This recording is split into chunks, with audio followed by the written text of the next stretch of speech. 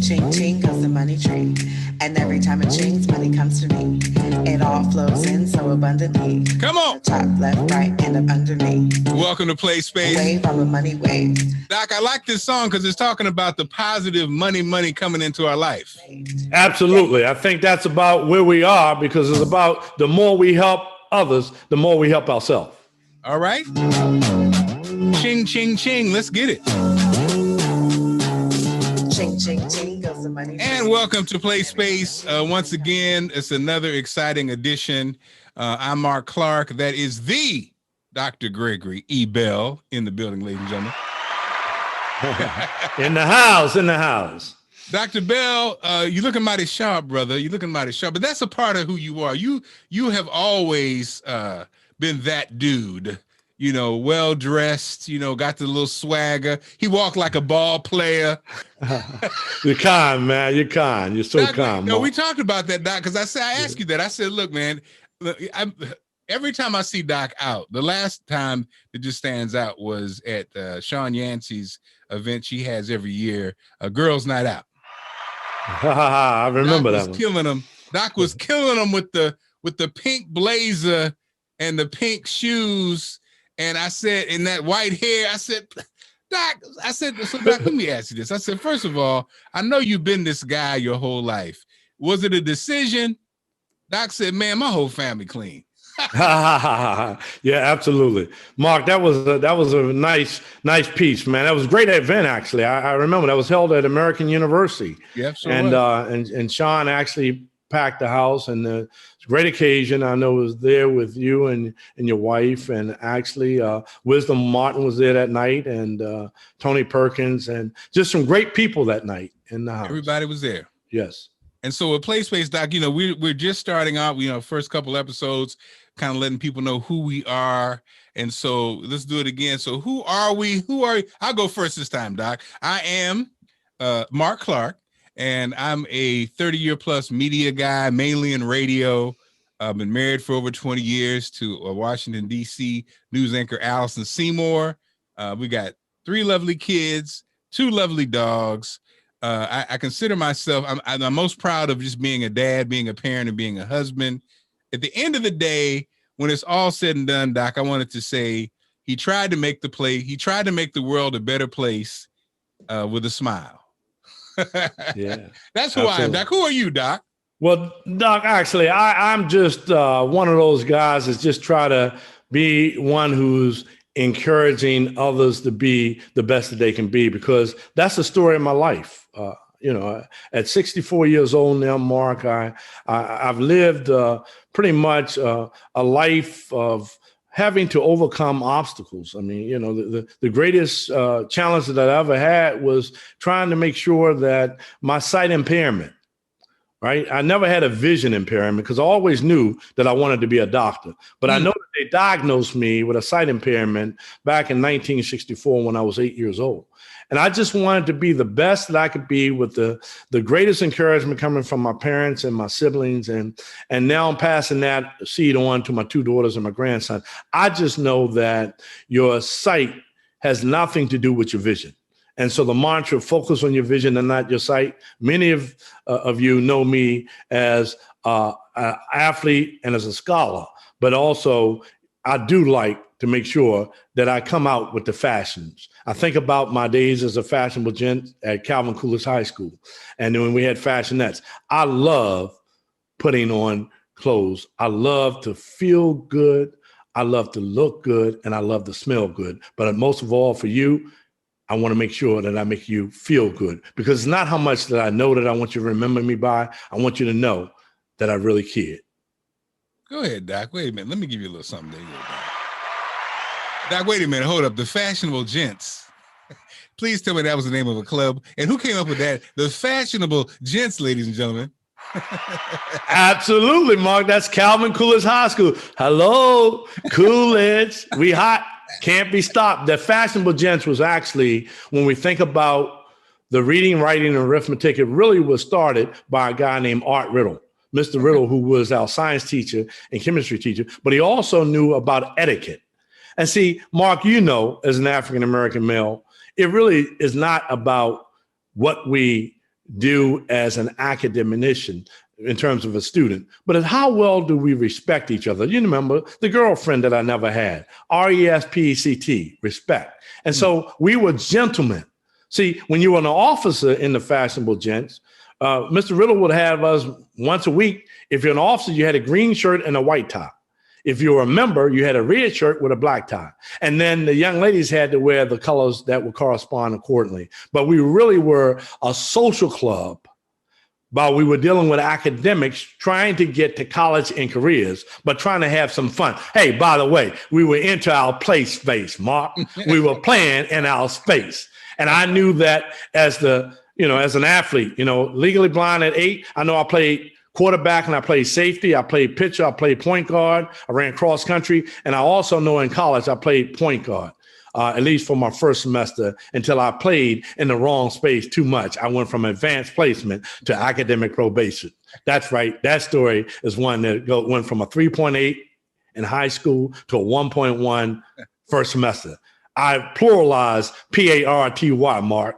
It went from PARTIES. Hey, you know what I'm talking about. That is party, but I had to prioritize and refocus. So in 27 years later, as I begin to think about from 1956 to 1984, I was 27 years old when I finished that PhD at Ohio State University. Never used a typewriter in my life. Don't know how to turn on a computer, but I know how to ask for help. But I know how to write with big print.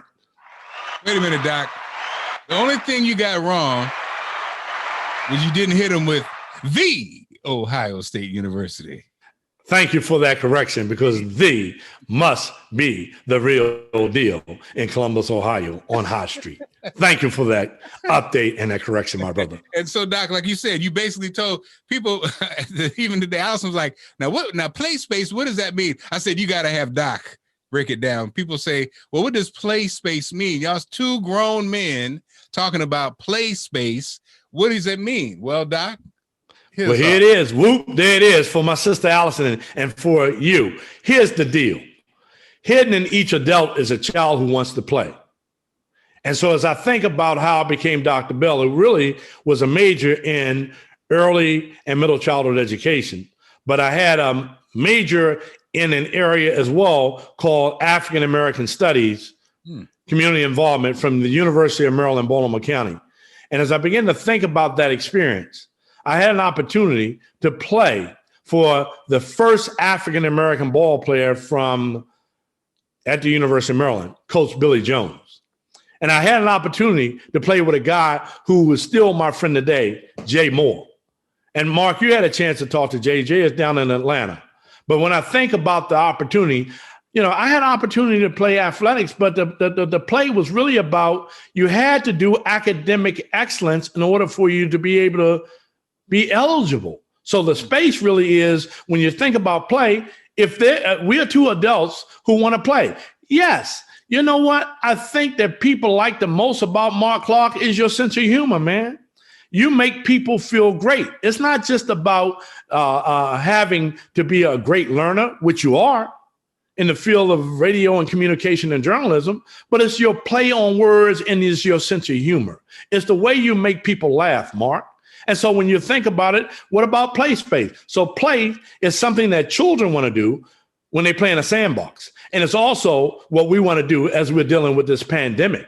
Because if you don't, in your own space, have time to SPACE is an acronym that I created, which is in teaching the course at Ohio State called the Educational Value of Play with Dr. Charles Wolfgang. And he used to have me as a graduate student, but I had to teach 4 classes myself. And he said, well, I want you to teach the educational value of play. And one of the things that I said that in a child, they have to have the opportunity to have the S, solitary play. And as an adult, you also play that card game, Mark, that sometimes if you don't have anybody around, you play the game solitude. You play solitary. You play by yourself. Sometimes you have to learn how to be with yourself to be in your own space. But that P is parallel. We can be in the same space, Mark. You and Allison can be in the same space. You can be in your family room and you can be playing, but you don't interact with each other. You could be doing your play. She could be doing her play. But in parallel, that means that no language is taking place. The A is associative play. And that is with some limited language that comes into play with your interaction. And then the cooperative play is like that social dramatic play. That's when you say, "Hey, Alice, check this out." You may have an ink pen in your hand and say, "Allison, check this out. This is my private plane." And you may do something like this in the air, like this. And you say, "Whoa, she said, I ain't gonna get on that plane. Ain't enough space on there. We got to have that social distancing, Mark. Ain't enough space in that joint." And then the eclectic play, the E in the acronym SPACE, is when it's eclectic and it all comes together. So we're going to play with the space in your mind, your time, and your dime. Boy, you better go ahead, Dr. Bell. That boy can put some words together now. Dr. Bell, man, I love it. So look, you know what? We're going to make $1 billion with these acronyms. When I say we, Doc, I'm saying because you're my brother. It's you. I mean, you get the bigger cut, but I'm just saying. There's no I in the word team, bro. Once you go ahead and take your cut, give me the leftovers. Because as long as we help one person, it is the HOPE. If we can help one person every day, play space is the way to go. I love it. Space, SPACE. So, Yes, Doc, sir. let's go ahead and hop into, you mentioned COVID. This thing here, I was just telling somebody today, I don't even remember when it wasn't a COVID world, but the part that's kind of frustrating is it feels like it's going to be a while. So, Doc, number one, I mean, we can go many places on this one. You got the vaccine is out, but the story is we are really way behind. Number one. Number two, I think what's softening is there were a lot of people, including myself, who were I was concerned about taking a vaccine because of the history, African Americans and vaccines. I was very concerned, but as somebody with pre-existing conditions, I think now I'm at the place where I'm like, you know what, probably on it. And then, Doc, we'll get into the back to school push. It seems to be happening. So, number one, COVID and the vaccine, Doc. What's your take on all this? Well, I think, first of all, Mark, I want to make sure that we understand that we do have to deal with the three factors of communication, time, and trust. So if we begin to think about the pandemic and COVID-19, I think we really have to think about the number one challenge in our life is how well we communicate. We want to make sure that we communicate a message that is clear, concise, and that we have a commitment to. So if we think about COVID, we think about the pandemic, we really have to think about having the message come across very clear. Because while I'm not an MD, I'm a PhD. What I do is that PhD is about praising him daily. So you have to make sure that we focus in on the communication of your faith leader. And for you, I don't know who your faith leader is when we think about what that really means, but I know that the faith leader that I serve says that he is going to take care of us. And the way he takes care of us is based on the knowledge, understanding, and wisdom. When given the right information, we are common sense approach people. By the way, that's what play space is. We're really about the common sense approach. We're not going to be using the big words. We're going to break it down so that we understand that simplicity outweighs complexity all day long. So we're going to keep it as simple as possible. So that communication is important. And then having to deal with the sense of time. How long have we been dealing with this? There's some people who are still working virtually, and you may be doing that at home. As you begin to think about it, it's a new way of operating. While some people are now back working, some are back at school, depending on the location in which you are receiving this message. But the important thing is that timing is everything. But timing is really about an opportunity that gives us a preparation so that we can succeed. And in order to do that, then I think that as we think about where we are with this pandemic, we look at the communication, we look at the timing. It is so important for us to begin to look at that TRUST. And in the word trust is us. Mark, I trust you like a brother. And I know that what you communicate in terms of your positive energy and the love that you have is that the timing is important. And so when we think about play space, we are a lifestyle platform. Yep. And so therefore, as our podcast, we have to know that what Dr. Erik Erikson talks about in the psychosocial development stages of life, which is really about how well we socially and emotionally feel about ourselves, comes from the messages that we receive. And we think about the messages that we were receiving. We were not always getting the messages from the political arena that we should have been getting, that we have received from the medical community. And then in order for us to do that combination, it really is about our society in terms of our social, our political, our educational, our economical, and cultural influences that gives us all the lessons that we need in order to get through this pandemic. And I do believe that we're now going in the right direction, because in order to be successful, sometime when you're going on that road of success, we get off track. And I know I have, but when you get the right information and you can apply it, we're on the right track for this pandemic. And so, Doc, you basically are, one of your expertise is with the kids. And so tell us, I think parents, we're caught in a conundrum.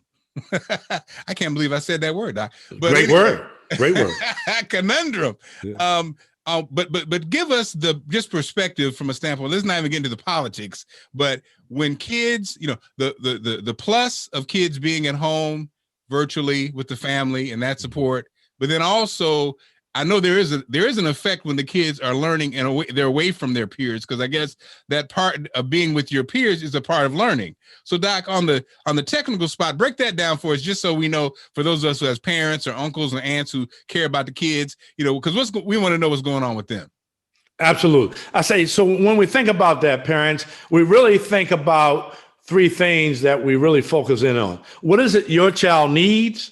What are the expectations that you have and that your child has for learning? And what is it that they want?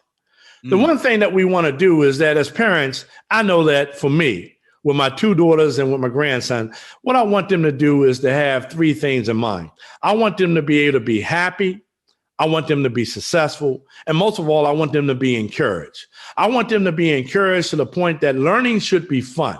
And whether you are learning from home or whether you're learning in school, see, the reality of education is just because students are in school doesn't mean that that engagement is taking place for them to be empowered to feel good about the learning process. So for some students, the virtual learning is working. For others, it's not.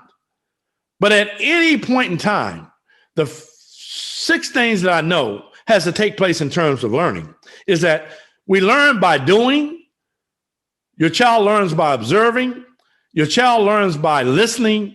Your child learns by laughing. Your child learns by assessing. And your child learns by reflecting. So that same sense of theory into practice is very simply said that's the dollar.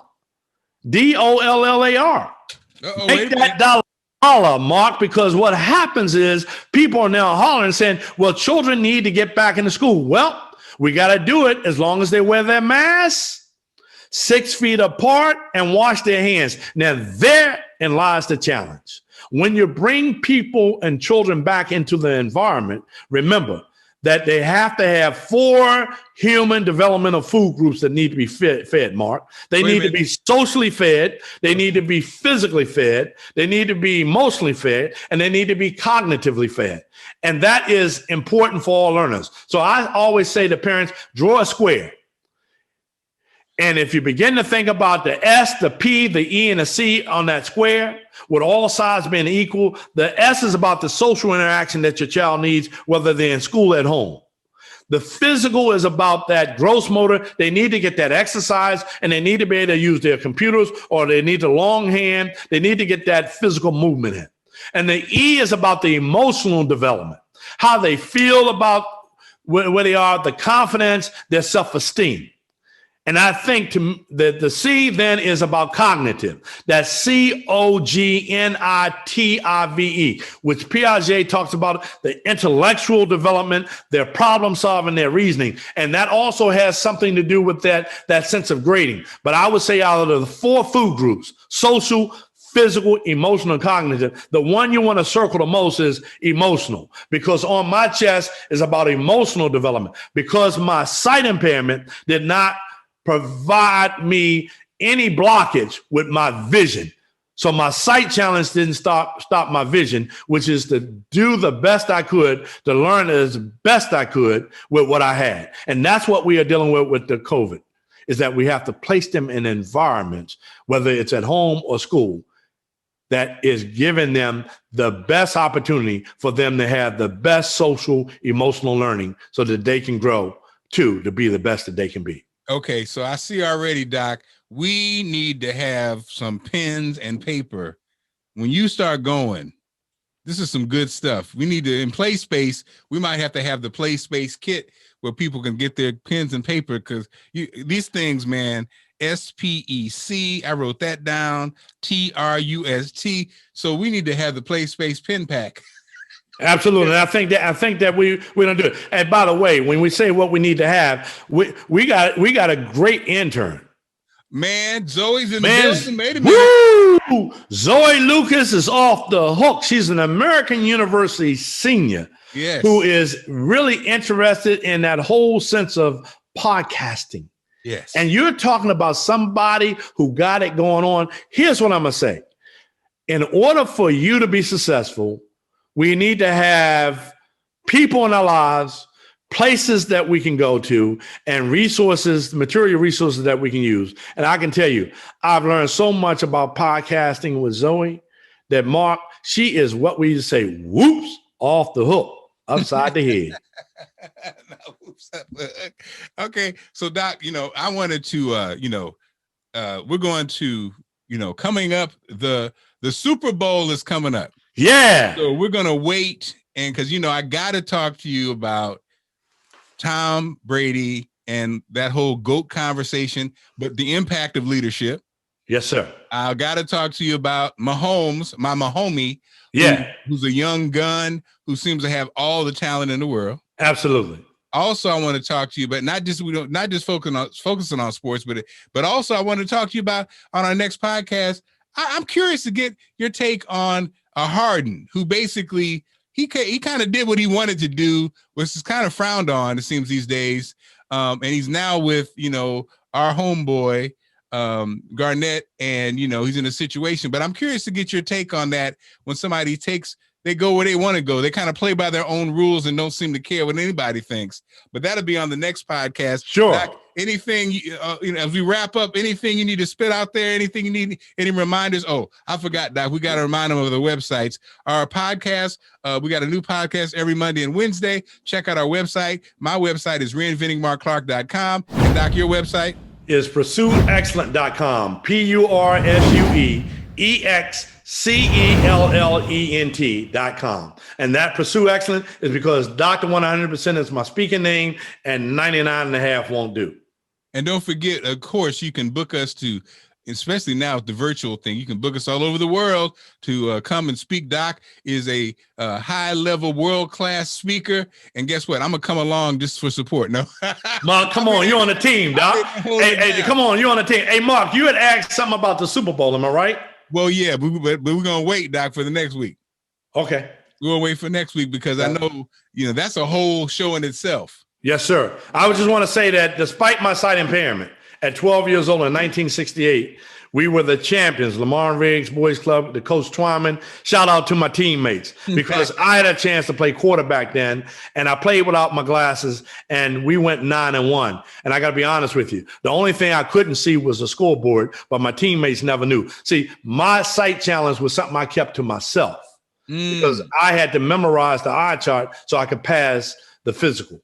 And from that, as I think about people like Boyd Rutherford, the lieutenant governor who played third baseman, the lieutenant governor in the state of Maryland, working with Larry Hogan, our governor, who was my classmate. When I think about that, I didn't share that because, Mark, I didn't share about my sight impairment, my legal blindness, because then I would have been ineligible because I wouldn't have passed the physical. What I did is I memorized the eye chart. So when the doctor came in, I could then do that. And because my destiny was to try to get a scholarship so I could get the college experience. And yes, I played 10 years. I played school for 10 years of college. That's right. I played it because I had fun. College was not at University of Maryland, Baltimore County, at Howard University, HU, and The Ohio State University. In 10 years, to be 27 to get a PhD and couldn't see the scoreboard, couldn't see the chalkboard, couldn't use a computer. What I had to use is the gift that God has given us. We all have gifts. You have gifts. And part of the play space is to help you to use in your quality of life the best that you have so you can help someone else. You go ahead, Doc, and we got to get into that. How you do it, how do you stay motivated, how you overcome obstacles. It's play space, baby. Is what we do. And every time it changes, and we're trying to get don't forget now, the ching, ching, ching. Left, right, and underneath. Wave. We'll see you next time on Play Space. Flow money made. Dr. G. See Bell. you. Love you, Mark. Love you, brother. Let's go.